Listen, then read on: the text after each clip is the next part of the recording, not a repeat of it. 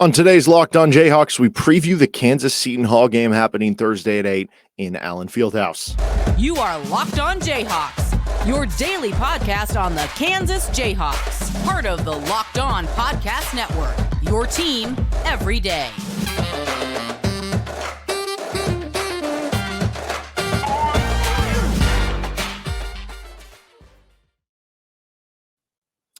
I'm Derek Johnson. Thanks for making Locked On Jayhawks your first listen every day. We are free and available wherever you get your podcasts. You can also find us on YouTube and subscribe to us there. You can also hear me on Rock Chalk Sports Talk Monday through Friday, 3 to 6 at KLWN in Lawrence. And on today's edition of Locked On Jayhawks, we're going to preview the Kansas Seton Hall matchup happening on Thursday night in Allen Fieldhouse, 8 o'clock tip-off, 6:30 pregame on KLWN and 105.9 KISS. Seton Hall is a team that is ranked in the 50s on KenPom. This is a solid team, kind of like a fringe NCAA tournament team. If they beat Kansas, then we're going to be talking about them more as an NCAA tournament team. They have a new head coach, though. Shaheen Holloway takes over after Kevin Willard left the program for Maryland. Certainly we remember the Seton Hall game in the second round of the 2018 NCAA tournament where Angel Delgado went for like 20-20, and one of the Seton Hall players, I don't remember who, Kadeen Carrington maybe, just like went off at the end of the game, made like every three, but Kansas kind of scathed by and ended up winning the game to advance to Sweet 16 before they eventually went to the Final Four. But Shaheen Holloway takes over. He was previously the head coach. Obviously, a lot of people would remember him at St. Peter's last year when he helped St. Peter's engineer a run to the Elite Eight. And what they were known for at St. Peter's was the defense. It was a team that I remember coming into the tournament, like Kentucky was playing St. Peter's in the first round. And there was talk, I think St. Peter's was the highest rated KenPom adjusted defensive efficiency team to ever have like a 15 or 16 seed in tournament history. But it was like, okay, but the offense, is it that good? And even though it's a really good defense for a 15 seed, like it's Kentucky, like they're going to beat them. And that ended up mattering. They made it all the way through. That's kind of carried over to what he's done at Seton Hall, maybe along with some of the player personnel. They are a top 35 defense right now. The offense has struggled, to kind of say the least. It's interesting for this matchup with Kansas, though, because Kansas could be a little shorthanded. We heard from Bill Self on Tuesday night at Hawk Talk some of the injury updates. We heard that Kyle Cuff going to probably be out through the end of January. We heard that Cam Martin could be nearing a return, that he's probably out for this one, could be out for the Missouri game. That one sounds questionable, but then probably would be back for Indiana as long as the progress goes on. And that one's certainly maybe the most interesting of the injury notes right now, because with nobody really taking down the center position of who the guy is going to be at the 5 spot, Cam Martin could certainly find a very sizable role for this year's team if he can, come back healthy and look like the guy that we think he is and can provide a scoring punch that some of the other centers might not really be able to do right now. He's obviously the most experienced of the guys in terms of college play, and he's tied for the most experience just in terms of being around the program and in Lawrence at Kansas. We heard about Kevin McCullar that he suffered a groin injury at the beginning of the Tennessee game, and that he kind of willed his way through it. He missed the game against Texas Southern. Sounds like he's kind of doubtful for the game against Seton Hall, so I'm not really expecting him to play, but it didn't sound like they were completely ruling it out, but did sound like they're hoping to have him back for Missouri.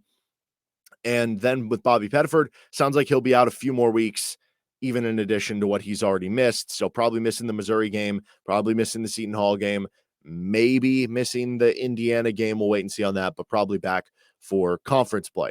Point is, you have 9 scholarship players for the game tonight against Seton Hall, and 4 of them are centers with KJ Adams, Zach Clements, Ernest Uday, and Zuby Ejiofor. Doesn't give you a lot of lineup versatility and flexibility of what you want to do. And that also means that you're going to have a lot of lineups out there where KJ Adams is on the floor either at the 5 or next to another 5.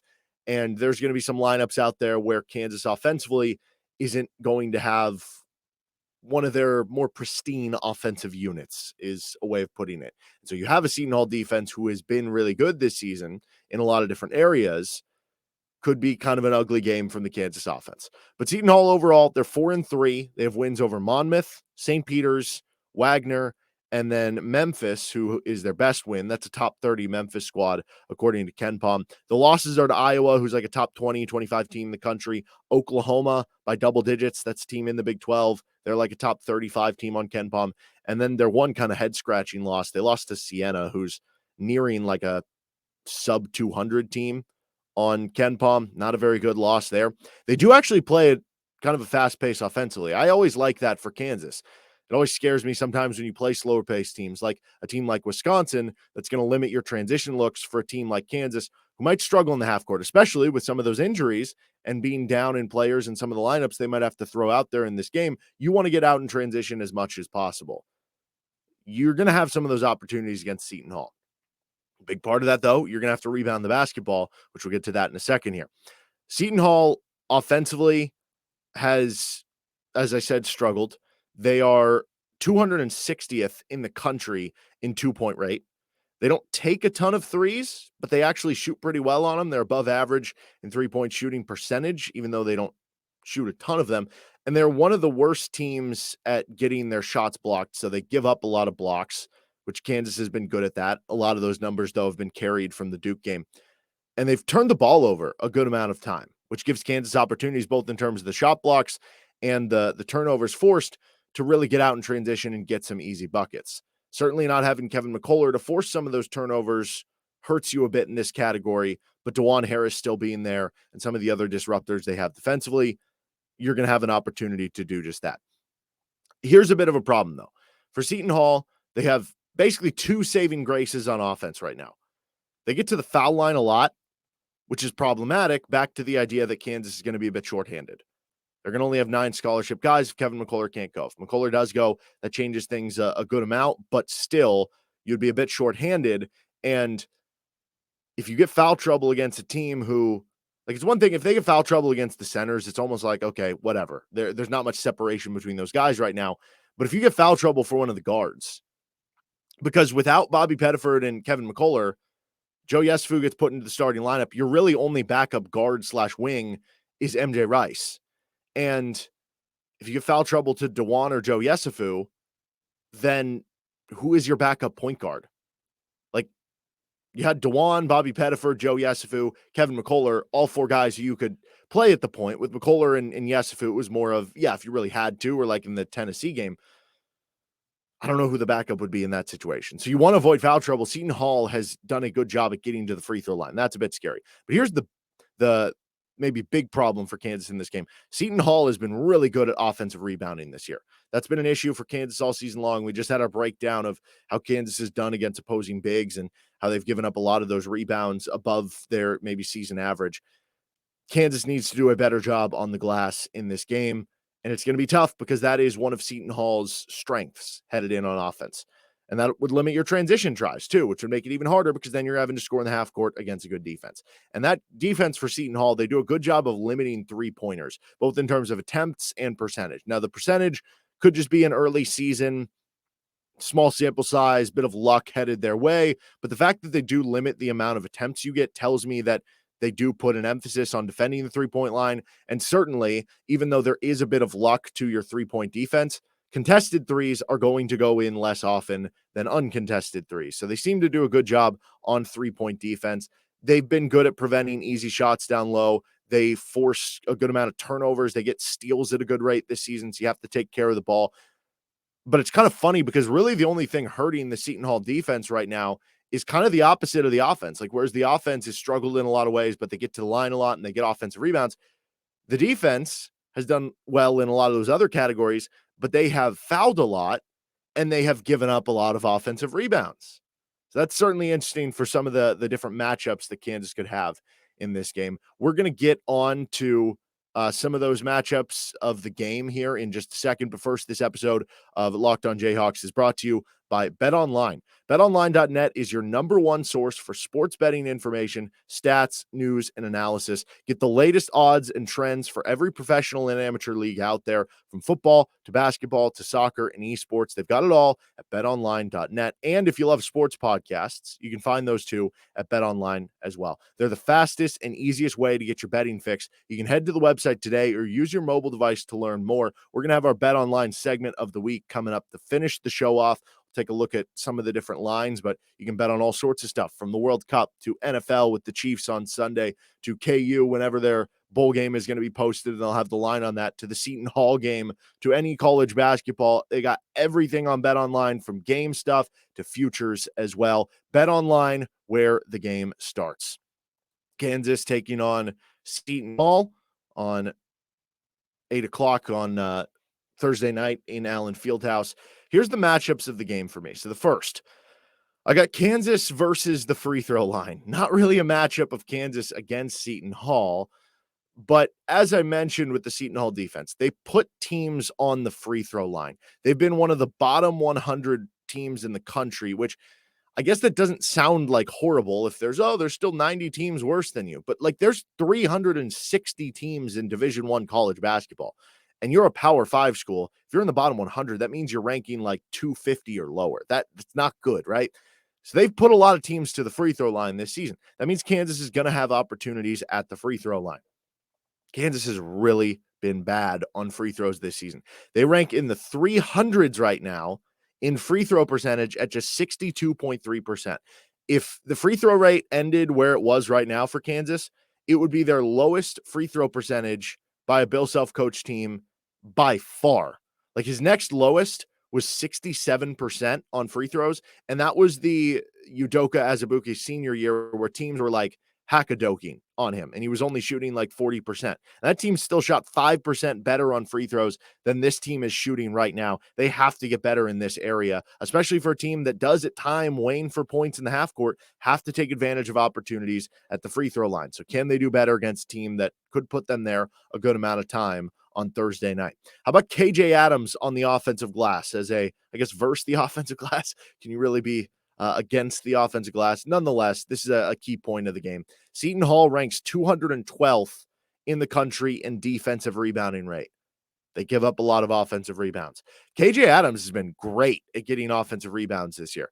Now, the defensive rebounding, not been so hot. I think he only has like an 8% defensive rebounding rate, which is a bit problematic for your starting five, but the offensive rebounding has been great. He's at over 11% this season, which that's a really good mark for him to have. Seton Hall, team that gives up offensive rebounds. I would imagine KJ Adams is going to end up with multiple 3-4 offensive rebounds in a game like this. He had 8 in, I think it was 8, maybe it was 9 in the season opener. I wouldn't imagine it'll be like that high, but I'm expecting, like, if he plays 20 plus minutes in this game, 3, 4, 5 offensive rebounds from KJ to get you extra possessions. Ernest Uday has been actually good on the offensive glass as well. He's up right around KJ Adams' mark at about 11.5% too. And then Zuby Ejiofor's mark of rebounding is insane. He's at like a 24% offensive rebounding rate, which means 1 in every 4 misses from Kansas, he's getting the offensive rebound. That's unsustainable, and it's a tiny sample size, but it shows how great he has been early on in the glass. Point is, all 3 of those guys have done a great job getting offensive rebounds for Kansas, which means you should be able to exploit that and get a good amount against Seton Hall. But KJ Adams is the one that I really wanted to kind of highlight, because he's going to be, I would imagine, playing the most. He's the one that has the highest floor, that I feel like, well, yeah, he's going to play 15 to 20 plus minutes per game, whereas the other guys, I don't know, they could play 4 or 5 minutes. It's kind of impossible to tell right now. Jalen Wilson versus KC Ndefo. So Wilson, obviously, National Player of the Year candidate, All-American, Big 12 Player of the Year candidate, every award you want to talk about candidate for Jalen Wilson with so far how he started the season. Had a nice bounce back in the Texas Southern game, hit 5 3-pointers, really showing the continued progression of his jump shot, which is so important. And you saw just, the confidence for him to take 10 threes in a game, albeit a lot of them in transition and open and whatnot. But that's different than it was last year, right? You can see the progression there. He's just been great overall. Well, KC Ndefo is a switchable wing, can kind of be a big man type for Seton Hall. He transferred over from St. Peter's with Shaheen Holloway, and a guy that was key to St. Peter's run to the Elite Eight, especially because of his defense. He was one of the best defensive players, maybe the best, on a team that was really good defensively, that carried them to that Elite Eight. He's going to play a little bit on the wing. He's like a 6'7", 205, 210-pound forward. Can play a little. Maybe we'll play a handful of minutes, a few minutes on the wing at the 3. could play a handful of minutes at the 5 as a small ball 5. They use him in that regard on occasions, and certainly St. Peter's did last season. But he's mostly going to be a 4-man. And I would imagine because of how good he is defensively and that he is playing the 4, he's going to match up with Jalen Wilson. It's not that you don't expect Jalen Wilson to have a good game, but if Ndefo can hold Jalen Wilson to, 14, 15, 16 points on a lot of shots to get there, that could be a win for Seton Hall. But if Jalen can still get 20 points, 20 plus points, and do it on high efficiency, then that's where the win is for Kansas, that you're taking one of their best defenders out of the game and not really letting him have a big impact. The last matchup we have here, defending Tyrese Samuel for whatever big man it is for Kansas, double teams, however they decide to do it. He is a 6'10", 235-pound center. He's averaging 11 points, 6.5 rebounds per game. Solid numbers, nothing that blows you off the page. He's shooting over 50% on 2-point shots. He can stretch it a bit. He's 2 for 3 from the outside. Strong free throw shooter. It's just anytime you have a center who is adept in some way or another, how can Kansas defend them? But as we talked about, check it out, our How KU has defended opposing bigs. If you missed that episode, wherever you get your podcasts or on YouTube, the rebounding has been an issue for Kansas. They've actually defending opposing bigs pretty well so far this season in terms of either limiting their efficiency or allowing less points per game than maybe they would give up normally to what the opposing big men averages, if that makes sense at all. So those are the different matchups of the game that I'm kind of highlighting and looking out for. And I guess you could also just add in there the lack of KU depth or injuries, however you would want to note it. But if we're looking for players that KU needs to step up, you expect Jalen Wilson to step up. You expect Grady Dick to hit some big shots for you. You expect DeJuan Harris to make key plays and get you in the right system. It's one of those two. You need at least one of the two. You had both of them step up in the Texas Southern game with Joe Yesufu and MJ Rice. But you need at least one of them in this game against Seton Hall to probably at least get you 8 to 12 points, double figures. It'd be great if both do it, but you at least are probably going to need one to maybe take the lid off the basket or give you that little extra push in a game that could be kind of close. In just a second, we're going to get on to our BetOnline segment of the week to wrap up this episode. First, we're going to take a break on our podcast side. You can also catch us on YouTube. Okay, so Kansas takes on Seton Hall, 8 o'clock in Allen Fieldhouse. You can also hear it on KLWN and 105.9 KISS Radio in Lawrence with pregame at 6:30. And it's a game that the line's not out as of, I'm recording this on Wednesday, so I don't have a line just yet. A lot of times the lines for college basketball get posted either late night, the night before, or the morning of. I would imagine if you're just basing it on like KenPom, it's going to probably be somewhere between 7 to 9, maybe 10 points in what the spread is.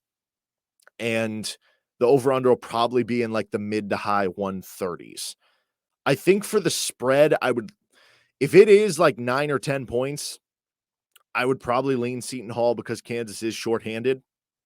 But if the spread for this ends up being, 7 points, that's probably an avoid for me. I just think it's going to kind of be like a gross defensive tight matchup that Kansas has to make some plays late in the game to make sure they come out on top. And maybe it's like a 4-point game with a minute and a half left. And then Kansas makes a stop and they go to the free throw line with a chance to ice it and maybe add points. And you're up to that to determine if you cover the spread or not. That feels like how the game goes to me, and that it's a classic Bill Self wins a close, ugly game type of game. But I don't feel super comfortable with the spread. As far as that over-under, don't feel great about that either. If that is the number in the kind of mid-30s or mid-130s, that would give you like a 70 to 65 type of game. And in a game where KU, again, is shorthanded, Seton Hall plays good defense. Kansas at times can play really good defense. Could be kind of an ugly game in terms of free throws and stuff. I'd probably lean over just because that is kind of a low number for two teams that could play at a faster pace offensively at times. But I would probably avoid that one as well. So I guess no bets for me there. But I do love some of the player props. That's what I've been hitting most for Kansas this season. So you can follow me at D Johnson Radio, and I'll shoot out whatever I think the best player prop or props for the game are going to be. You can also with BetOnline, bet on like the Chiefs game on Sunday. You can bet on the World Cup. U.S. moving on, taking on Netherlands. And you can also get in on some of this end of the season college football action. Obviously, Kansas not going this week. Whenever they announce who their bowl game is, and then they put up a line. They'll have that at BetOnline. How about this for the Heisman? Caleb Williams is now minus 3,000 to win the Heisman. I mean, just a week ago, he was like plus 150. And just like 2 weeks ago, he was plus 600. And then like 3 or 4 weeks ago, he was like 12 to 1. It's crazy how quickly things have turned there.